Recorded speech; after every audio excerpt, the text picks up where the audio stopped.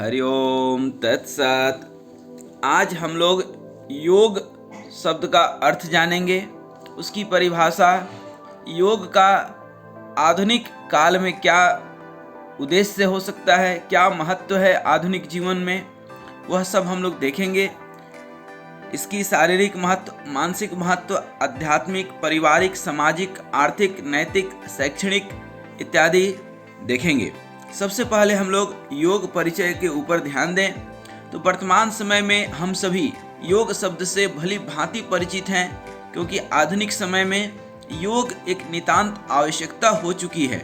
चाहे बच्चा हो, जवान हो, वृद्ध हो, स्त्री हो, पुरुष हो, हर उम्र का व्यक्ति अपने अनुसार योग शब्द से कुछ न कुछ अर्थ ग्रहण करता है, क्योंकि योग के महत्व, उसके उपयोग से किसी न किसी रूप में इनकार नहीं किया जा सकता है। योग को हम सच्चे अर्थों में अपने जीवन में ग्रहण कर व्यवहारिक दृष्टि से इसे अपने लिए उपयोगी बना सकें, इसके लिए बहुत ही आवश्यक है कि इसके गहरे अर्थ को जानें और समझें।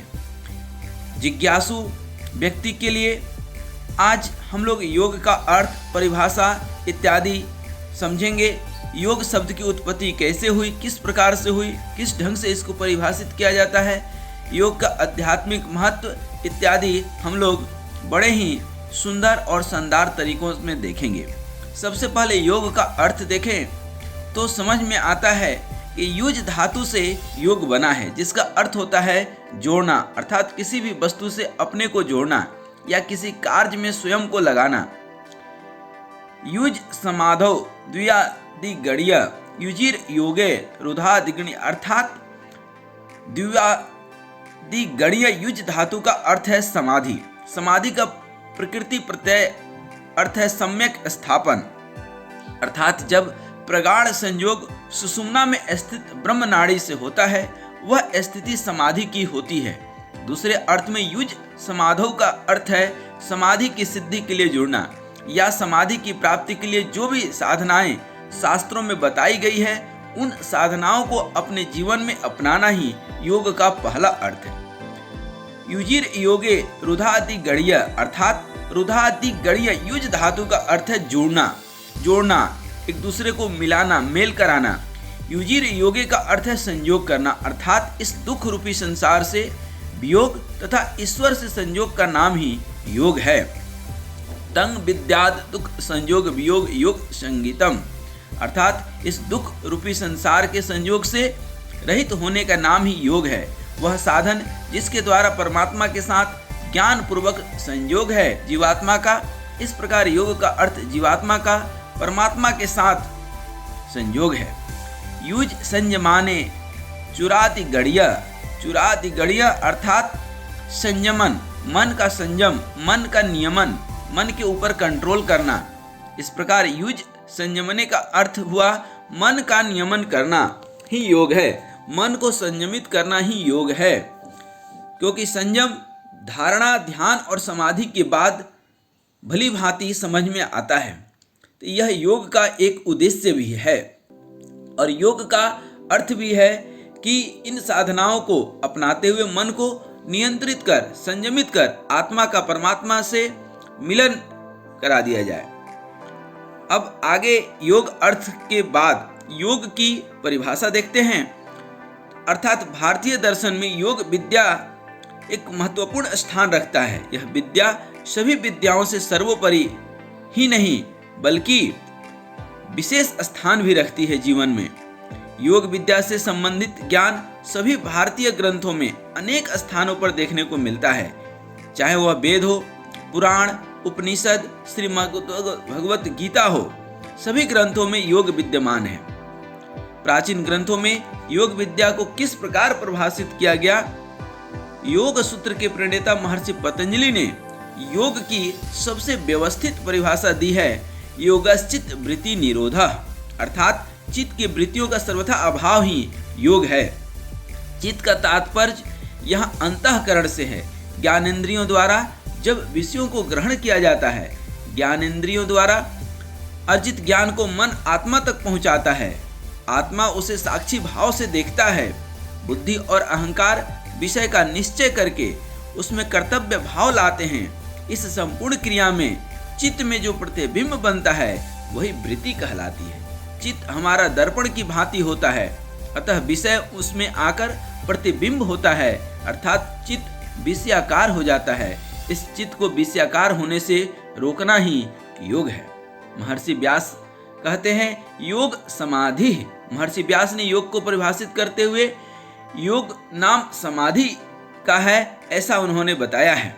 समाधि के द्वारा जीवात्मा उस सच्चिदानंद परमपिता परमेश्वर स्वरूप ब्रह्म का साक्षात्कार करे, यही योग है।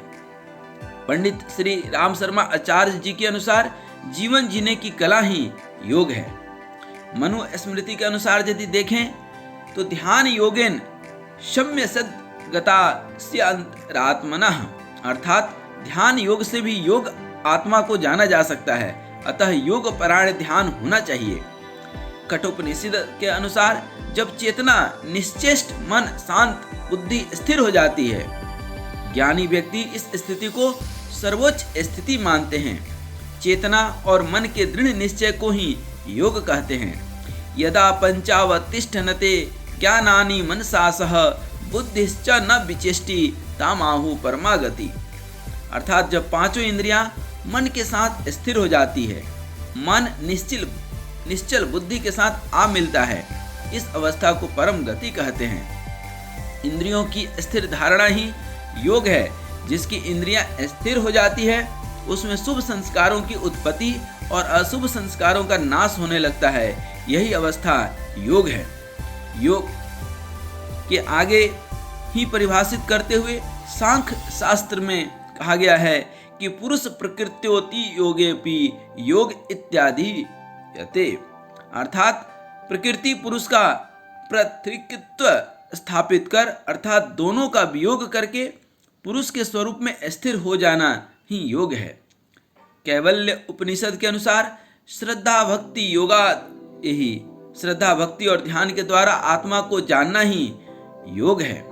याज्ञवल्क्य मुनि और उनके द्वारा लिखित स्मृति के अनुसार संयोगो योग इत्यक्तो जीवात्मा परमात्मनो, अर्थात जीवात्मा परमात्मा के मिलन को योग कहते हैं।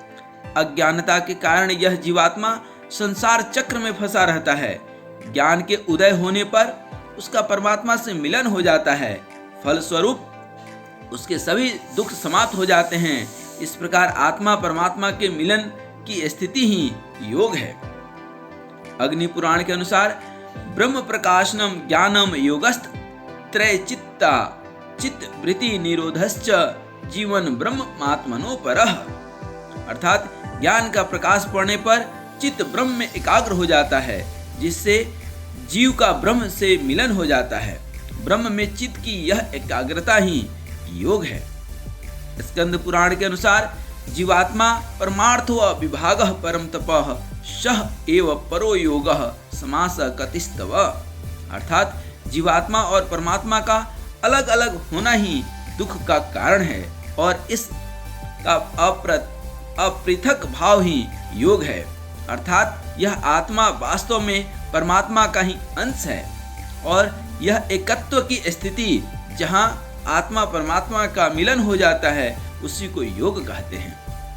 लिंग पुराण के अनुसार योग निरोध वृत्तेस्तु चित्तस्य द्विज सतात्मा, अर्थात चित्त की सभी वृत्तियों का निरोध हो जाना, जो महर्षि पतंजलि भी कहते हैं उसे पूर्ण समाप्त कर देना ही क्या चित्त का विचारों के प्रवाह को समस्त रूप से समाप्त कर देना ही योग है। उसी से परम गति अर्थात ब्रह्म की प्राप्ति होती है। वैशेषिक दर्शन में योग को इस तरह से परिभाषित किया गया है, तदनारंभ आत्मस्य मनसी शरीरस्य दुखा भाव संयोग, अर्थात मन आत्मा में स्थिर होने पर उसके मन के काय का अनारंभ है वह योग है। श्रीमद् भगवत गीता के अनुसार योगस्थ कुरु कर्माणि संगत त्यक्त्वा धनंजय सिद्ध्य सिद्ध्यो समो भूत्वा समत्वम योग उच्यते। श्रीमद् भगवत गीता के यूं तो संपूर्ण 18 अध्याय ही 18 योग है, फिर भी ज्ञान भक्ति और कर्म योग को बढ़ा चढ़ा करके और कहें तो उनको सारांश के रूप में श्री कृष्ण भगवान अर्जुन को बताते हैं कि योग में स्थिर होकर कर्म फल का त्याग कर और सिद्ध असिद्ध में सम होकर कर्मों को कर, यही समता ही योग है। अर्थात बुद्धि युक्तो जहाँ तिह उभय सुकृत दुष्कृते तसाद्य योगाय युञ्जस्व योगः कर्मसु कौशलम। कर्मों में कुशलता का नाम ही योग है। कर्मों की कुशलता का तात्पर्य यह है कि हमें कर्म इस प्रकार से करने चाहिए कि वे बंधन का कारण ना बने। अनासक्त भाव से अपने कर्तव्य कर्मों का निर्वहन करना ही कर्म योग है। तंग विद्याय दुख संयोग वियोगम योग संगीतम स निश्चयन युक्ताभ्यो योगो अनिर्वण्य चेतसा। अर्थात उस योग को उत्साह, श्रद्धा, धैर्य से समाहित चित्त से निश्चय पूर्वक करना चाहिए। इस दुख रूप संसार के संयोग से रहित है वही योग है। महाउपनिषद के अनुसार भी मन के संवेगों पर नियंत्रण ही योग है। महर्षि अरविंद के अनुसार भी जीवन को बिना खोए भगवान की प्राप्ति योग है। स्वामी विवेकानंद कहते हैं प्राचीन आर्ष ग्रंथों का अध्ययन ही योग है। गुरु ग्रंथ के साहिब के अनुसार निस्वार्थ भावना से कर्म करना ही सच्चे धर्म का पालन और यही वास्तविक योग है। रागे राघव अपनी पुस्तक गोरखनाथ और उनका युग में कहा है, शिव व शक्ति का मिलन को ही योग कहते हैं। योग वशिष्ठ में योग को कुछ इस तरह से परिभाषित किया गया है, संसार सागर से पार होने की युक्ति का नाम ही योग है। महर्षि वशिष्ठ का कथन है कि योग के द्वारा मनुष्य अपने वास्तविक स्वरूप सच्चिदानंद का अनुभव कर लेता है। महाउपनिषद के अनुसार भी मनः प्रशमनोपायो योग इत्याभिधीयते। अर्थात मन के प्रशमन का उपाय ही योग है। मन का प्रशमन अर्थात मन का रम जाना या स्थिर हो जाना ही योग है। अब यदि बात करें योग का उद्देश्य का, तो एक लाइन में यदि हम कहें, एक वाक्य में कहें, तो योग का संपूर्ण उद्देश्य जीवन का समग्र और सर्वांगीण विकास है, आत्मा का परमात्मा से मिलन है और हमेशा सतत आनंद में रहना ही योग का उद्देश्य है। इस तरह से आज हम लोगों ने पहले एक बार देखें तो योग का परिचय देते वक्त आप देख लिए कि यह सभी धर्मों, सभी ग्रंथों और सभी महापुरुषों ने योग को स्वीकार किया, चाहे वह पुराण हो, चाहे भगवद गीता हो या वेद हो या कोई भी महापुरुष, चाहे वह स्वामी विवेकानंद हो, श्री राम शर्मा आचार्य हो या आधुनिक काल हो या प्राचीन काल हो। इस तरह से हम लोगों ने योग का अर्थ हम लोगों ने देखा योग परिचय में, और इस योग परिचय में ही हम लोगों ने योग की परिभाषा अनेकानेक ग्रंथों के संदर्भ में और महापुरुषों के द्वारा बतलाई गई योग की परिभाषा हम लोगों ने देखा। फिर इसके बाद हम लोग योग का उद्देश्य, योग की परिभाषा, योग का अर्थ और कहाँ से योग की परिभाषा, किस संदर्भ में, किस शास्त्र के अनुसार, किस उपनिषद, किस स्मृति, किस पुराण के अनुसार क्या परिभाषा है, कुल मिलाकर के यह हम लोगों ने देखा कि सभी ग्रंथ और सभी महापुरुष योग को स्वीकार करते हैं, क्योंकि यह एक जीवन जीने की कला है, जीवन दर्शन है। अब हम लोग योग का उद्देश्य और योग का महत्व देखेंगे।